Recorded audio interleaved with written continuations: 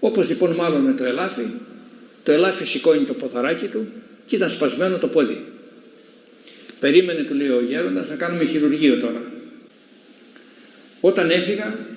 Όταν φύγαμε όλοι μαζί, τον χαιρετήσαμε, τον ευχαριστήσαμε. Τελευταίος της παρέας ήμουν εγώ.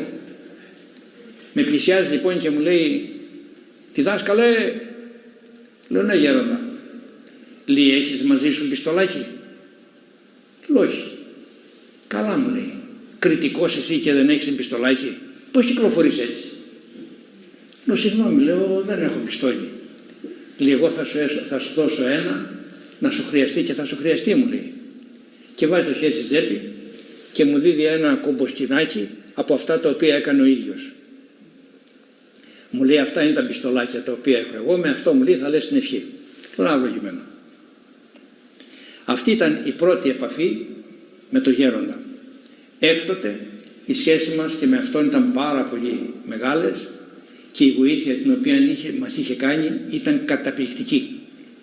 Θυμάμαι μια φορά και το έλεγα στα παιδιά που είχαν έρθει χτες σπίτι, τον παρεκάλεσα να μας θυμάται στην προσευχή. Του λέω, γέροντα, αν έχει ευλογία, μη μας ξεχνάτε. Ήταν πολύ ευσυγκίνητος και βούρκωσε. Και μου λέει, βρε ευλογημένε, για να σας ξεχάσω πρέπει να προσευχηθώ.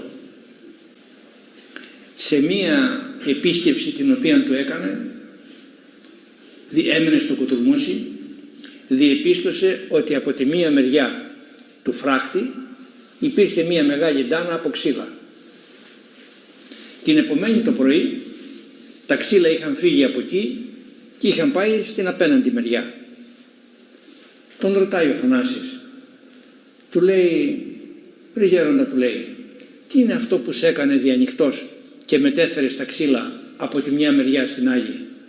Α, του λέει, θα σου πω τι έγινε. Λέει, τι έγινε?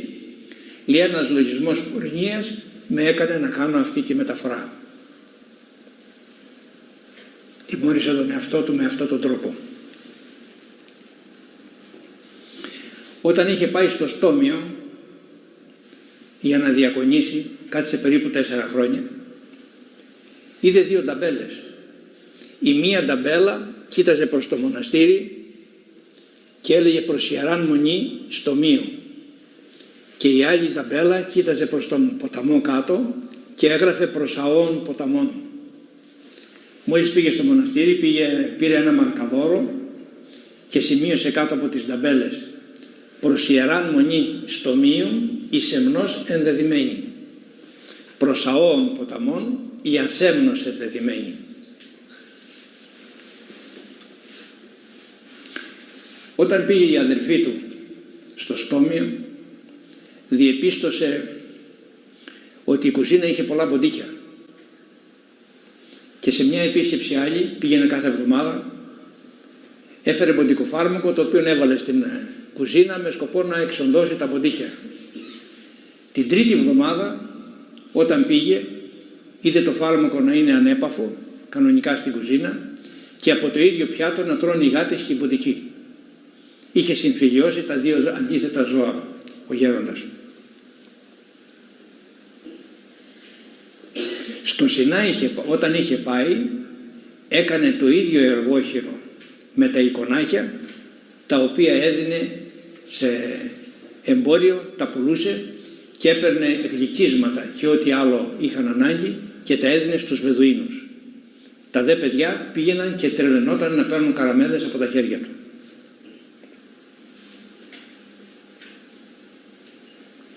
Θα σας πω ένα δικό μου το οποίο συνέβη, μια που έχουμε και τον κύριο Ποθητό εδώ που είναι γιατρός, να πούμε και ένα ιατρικό του Αγίου Παϊσίου.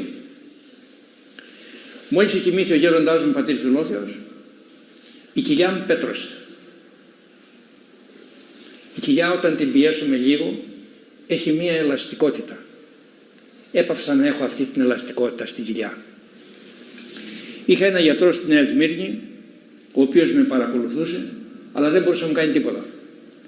Όταν τελείωσε το σχολικό έτος, λέω στη σύζυγο, λέω, Μαρία, ετοίμασε τη βαλίτσα, φεύγω. Μου λέει, τι σκέφτηκες? Λέω, θέλω καθηγητή πανεπιστημίου. Αφού λέω εδώ δεν μπορεί να με βοηθήσει ο γιατρός, θα πάω στο γέροντα επάνω να δω τι μπορεί να μου κάνει. πατήρ Φιλόθεος είχε κοιμηθεί. Πάω λοιπόν, μεγάλη ευλογία, μόνος ο πατήρ Παΐσιος. Σκύβω, του βάζω μετάνια,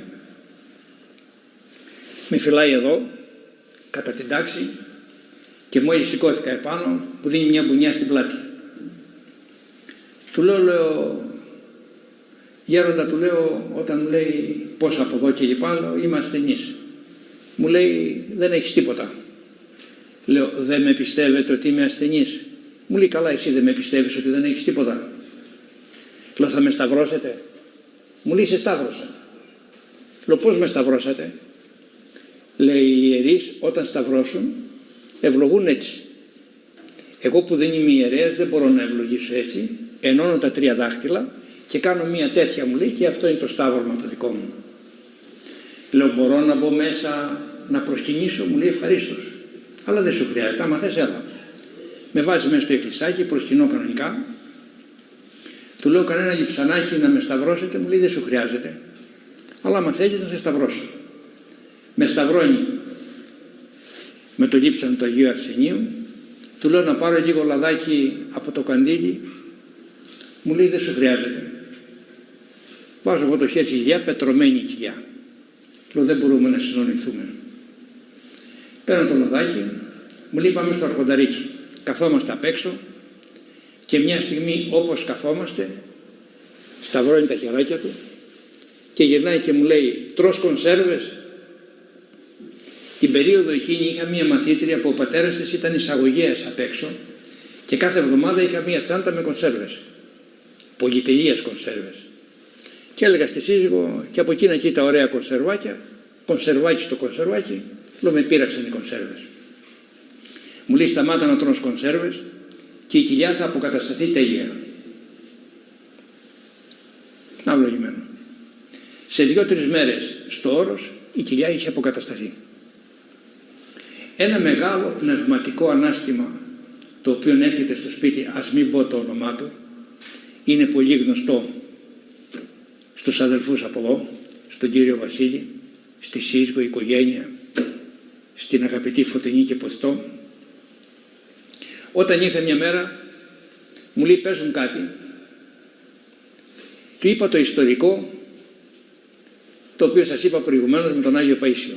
Έτσι μου ήρθε και του είπα το ιστορικό. Μετά 2-3 μέρες, να τον και έρθε στο σπίτι.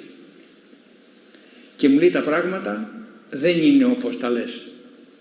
Λέω, γέροντα, του λέω, δεν προσθέτω το παραμικρό, έτσι είναι. Μου λέει, δεν είναι. Έκανα πολύ κομποσκίνη και έπιασα την αλήθεια. Λέω, και ποια είναι την αλήθεια, η αλήθεια?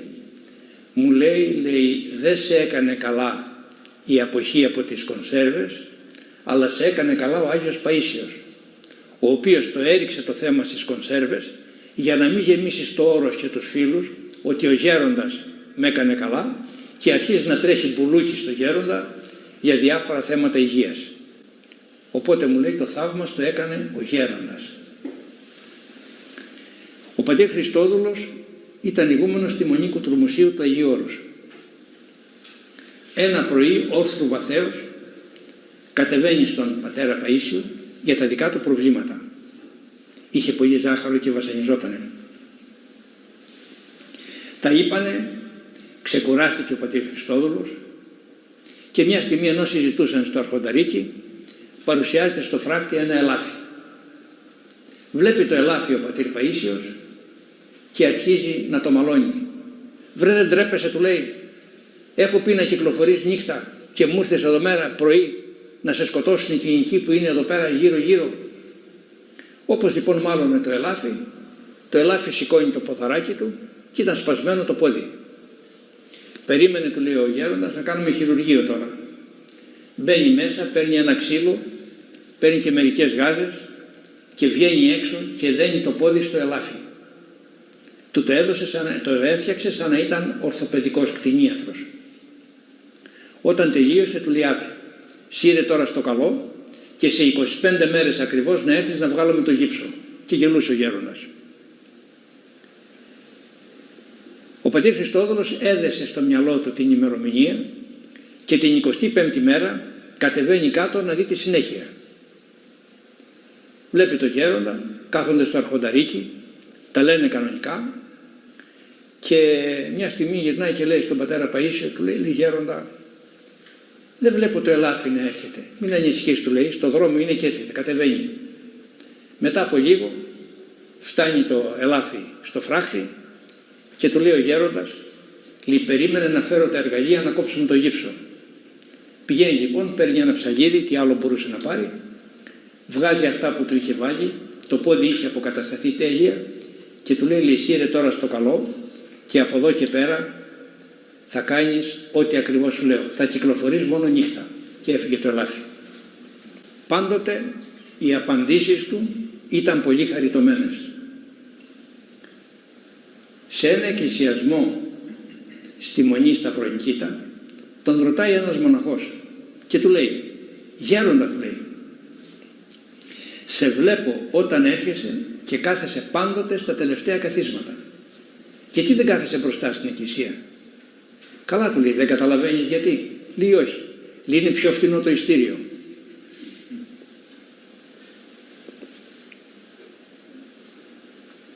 We invite you to join our community by subscribing to our YouTube channel. Thank you for being a part of our journey.